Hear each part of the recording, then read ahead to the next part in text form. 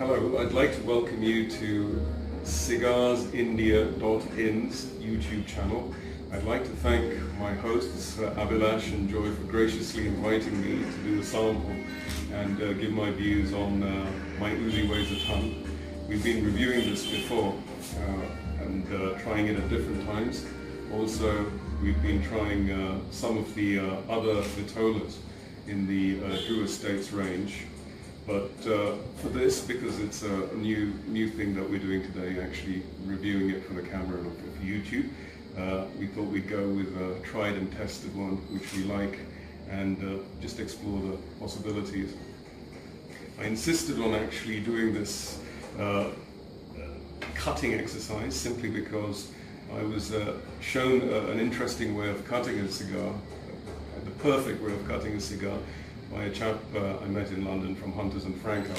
Unfortunately, we don't have the guillotine cutter. We have some scissor cutter here.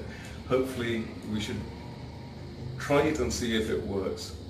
So the first thing is I'm going to moisten the end just so that I get a nice clean cut and no jagged edges or anything like that. And what the chap from Hunters said was, okay, you need a guillotine cutter, but let's try it with this. Put the guillotine cutter, assume this is a guillotine cutter, at the base of the table and put the cigar on top and snip. It should always give you a perfect cut. This one actually is not too bad, it's taken some off, but I think ideally that would have been better with the guillotine cutter. It would have given the perfect cut, guaranteed all the time. Of course, that depends on the thickness of the guillotine cutter, but it's a good tried and tested way that I use for cutting the cigar. The next thing I usually do, especially with a new cigar, rather than lighting it up first, is to actually sample it. It's like reading a book. You don't want to read a book straight in, delve straight in, and get to the middle or the end pages without knowing what the book's about. So it's an introduction. So the first thing is, hello, my name is Tem. Who are you? I'm from Drew Estates. I'm an Uzi. My Uzi weighs a ton, in fact. So rather than lighting it first, I would actually just inhale, suck in some of the air to see what the characteristics of the tobacco unlit are, which gives me a good indication of what to expect when it is lit. I'm getting leather.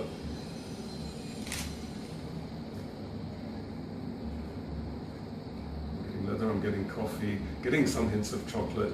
It's a very rich kind of cigar, which different varieties have different characteristics, and this also given by the color means it's going to be rich and kind of sweet to a certain extent. I didn't detect any peppery qualities, bearing in mind this is a non-Cuban smoke. So very interesting. Now, normally I'd light it, if you're doing it the proper way, with a spill and tearing a spill off from the cigar box that you got it from. I'm a bit lazy. I prefer, again, with an efficient method, and for that I'm using a turbo lighter, torch lighter, and this happens to be a Cohiba, which is not bad. So let me light the cigar.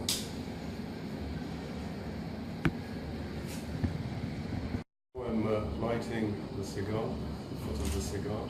Again, I'm not in a rush to actually start puffing away on it. This, again, was taught to me by a dear friend of mine, Eric Fassad.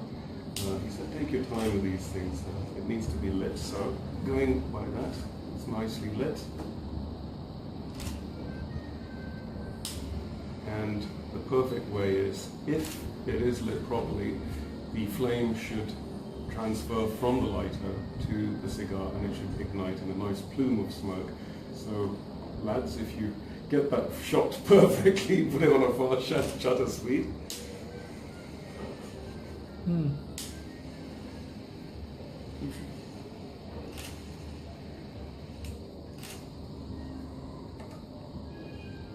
there we have it.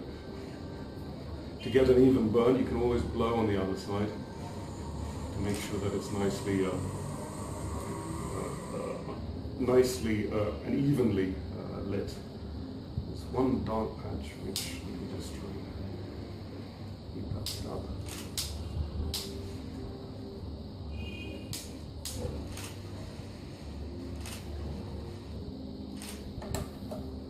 There we have it. And what can I say? There is a hint of a peppery quality. I know that everyone says, oh, you shouldn't be using the term peppery, but how best can I describe it? I'm a simple man and I like to describe it in a simple way, in a way that I can understand. The experts may have other views, but I go by this.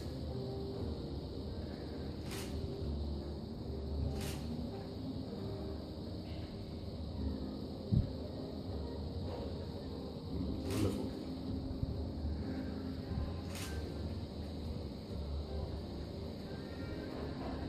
It's got a nice even burn to it. That hint of pepper has actually disappeared.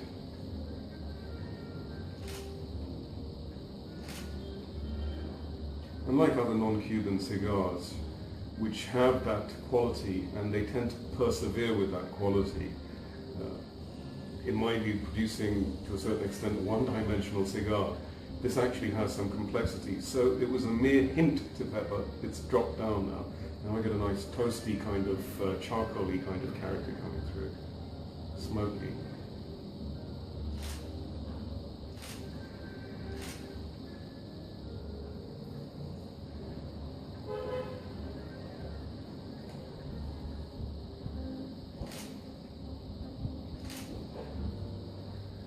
I didn't do a description of the appearance of the cigar. I'm sure we'll do that on another occasion.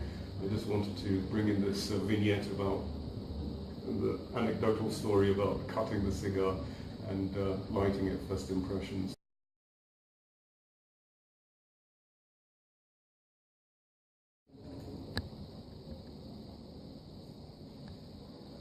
Well, welcome back to the second part. We're kind of 1/4 of the way through, or 1/3 of the way through the cigar. Just wanted to identify any taste variations and aromas which were different from the first part.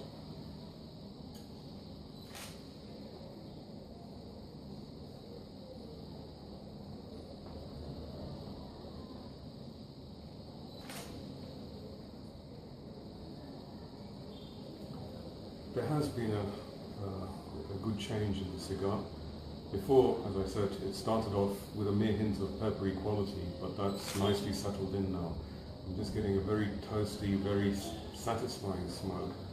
The size is very comfortable. It's burning and drawing beautifully, and pretty much evenly as well.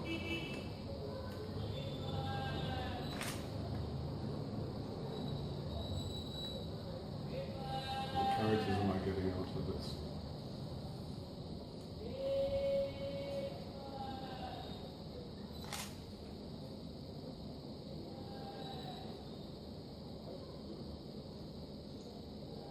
The first thing is it's surprisingly smooth compared to some of the, as I said, some of the other non-Cuban cigars. At the end of the day, each to his own. Some people like Cuban, some people don't. Some people like Dominican, Nicaraguan, you name it.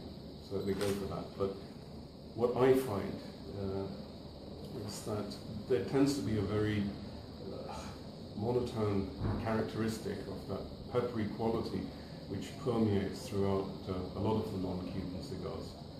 And this one certainly doesn't exhibit that. It actually, for a start, it doesn't have that punchy, aggressive quality to it, but it has a smooth, mellow, and certainly more complexity coming out of the smoke. There is some peppery quality, but it's very understated. Currently, I'm just getting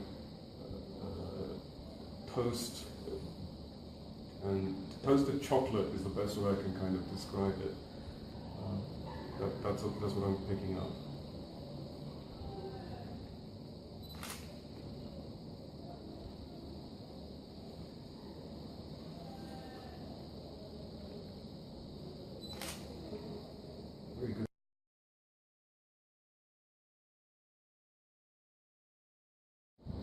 Guys, we're back to the final segment of tasting this cigar, and I just wanted to thank the guys from Cigarsindia.in for actually recommending this vitola to me. Generally, and I'm in no way an expert on this, but it's my personal taste and experience that I like. I'm a fervent, fanatical Cuban cigar lover. And I had taken a very dim view of non-Cuban cigars. But as I said, Abhilash and Joy, they did a fantastic job in persuading me to try this, because this is the vitolas coming from Drew Estates. They need to be promoted, as do Cigarsindia.in, because they're the premier retailer of Indian cigars in India. And also, I think one of, if not the only seller of Drew Estates line of cigars in India. So let me show you the band. It's a very sexy band. Hopefully that's in focus.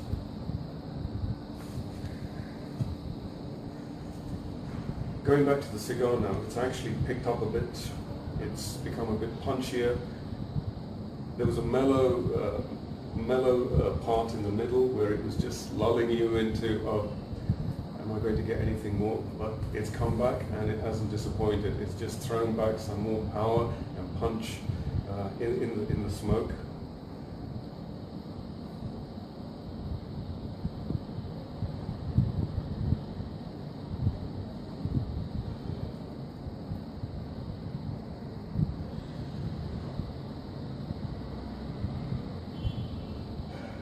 Nothing harsh about this cigar at all. It's just got complexities of flavor and nothing overpowering or disappointing in any way.